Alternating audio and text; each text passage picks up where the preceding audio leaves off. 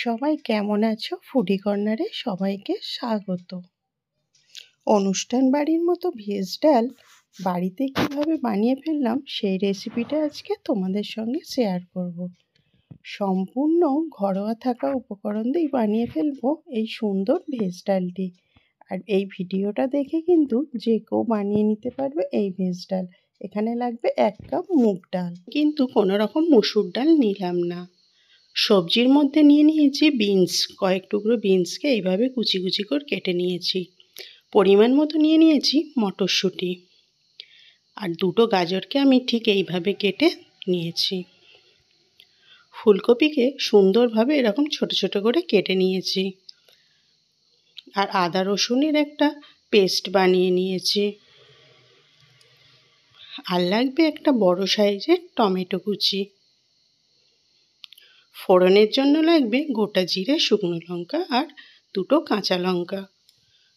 প্রথমে আমি মুগ ডালটিকে শুকনো কড়াইতে খুব সুন্দরভাবে 5 মিনিটের মতো ভেজে নেব। কোনো রকম তেল দেব না, শুকনোই ভেজে নেব। অনবরত কিন্তু নাড়তে হবে, না হলে কিন্তু একটা সাইড লাল হয়ে যাবে, অপর সাইডটা হলুদি থেকে যাবে। কন্টিনিউ উল্টে পাল্টে এইভাবে ভেজে নিতে হবে। যখন কালারটা একটু চেঞ্জ হয়ে যাবে, সুন্দর একটা স্মেল বার হবে, তখন এটা একটা গামলাতে পরিমাণ মতো জল নিয়ে নিয়েছি, সেই জলের মধ্যে এটা ভিজিয়ে দেব। এবং 2 থেকে 3 বার এই ডালটাকে খুব ভালোভাবে পরিষ্কার করে ধুয়ে নেব। ধুয়ে নেওয়ার পর কুকারে দিয়ে ঢেলে দিলাম। আর কুকারে আমি শুধুমাত্র জল দিয়ে 2 থেকে 3টে সিটি মেরে নেব। কোনো রকম নুন দেব না। সঙ্গে একটা তেজপাতা দিয়ে দিলাম। ওয়েট করব 2 থেকে 3টে সিটি হওয়া পর্যন্ত। ওদিকে আমি একটা কড়া নিয়ে নিলাম। কড়াতে পরিমাণ মতো সাদা তেল দিয়ে দিলাম। তেলটা একটু বেশি দিতে হবে। ফোড়নের জন্য দিয়ে দিলাম গোটা জিরে আর দুটো শুকনো লঙ্কা। 30 সেকেন্ডের মতো তেলে এটা একটু নাড়াচাড়া করে হালকা ভেজে নেব।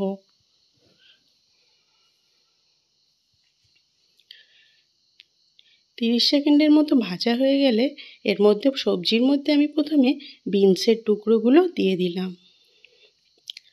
তেলের মধ্যে হালকা একটু ভেজে নিয়ে এটার মধ্যে আমি সামান্য পরিমাণে একটু নুন ছিটিয়ে দেবো, যাতে একটু তাড়াতাড়ি সিদ্ধ হয়ে যায়।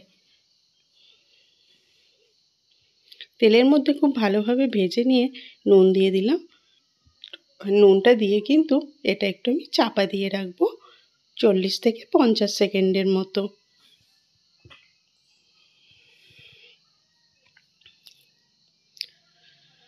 দেখো 40 থেকে 50 সেকেন্ড পরে কিন্তু কালারটা একটু চেঞ্জ হয়ে গেছে। এরপরে আমি দিয়ে দিলাম গাজর কুচিগুলো।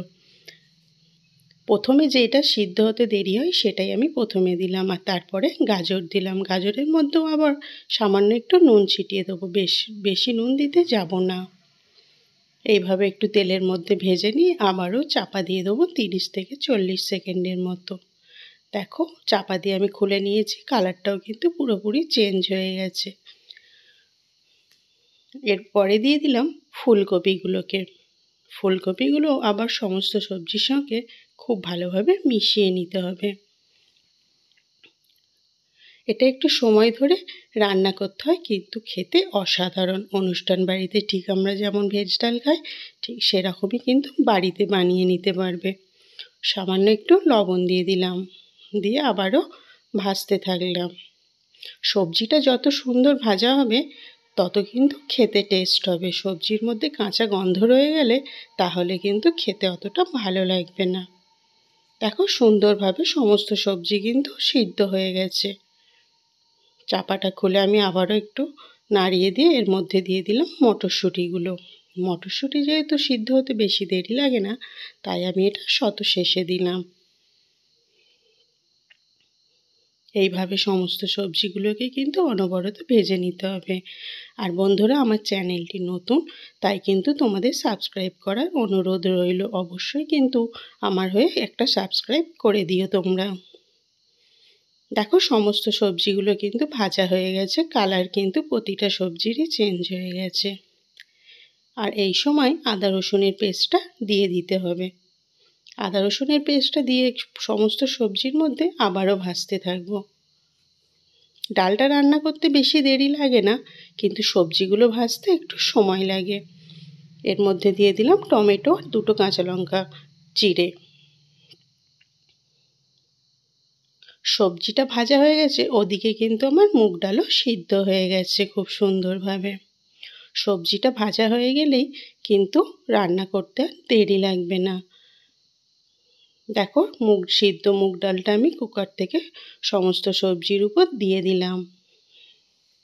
খুব বেশি কিন্তু জল অ্যাড করা যাবে না, কেননা ভেজ ডালটা একটু ঘন ঘন খেতেই বেশি ভালো লাগে। ডালটা খুব সুন্দরভাবে সবজির সঙ্গে মিশিয়ে নেব। এই পর্যায়ে আমি এখানে 1 চামচের একটু কম হলুদ গুঁড়ো দিয়ে দিলাম আর পরিমাণ মতো দিয়ে দেব নুন। সুন্দরভাবে এটা মিশিয়ে দিতে হবে। তোমরা বন্ধুরা শীতকালে কিন্তু অবশ্যই একবার এই ডালটা খেয়ে দেখতে পারো। এটা রুটি, পরোটা বা গরম ভাতের সঙ্গে বেশ খেতে ভালো লাগে। আর অনুষ্ঠান বাড়িতেও কিন্তু খুব ভালো লাগে। ফ্রায়েড রাইসের সঙ্গেও কিন্তু এই ডালটা খেতে খুব মন্দ নয়। সঙ্গে দিয়ে দিলাম 1 চামচের মতো চিনি।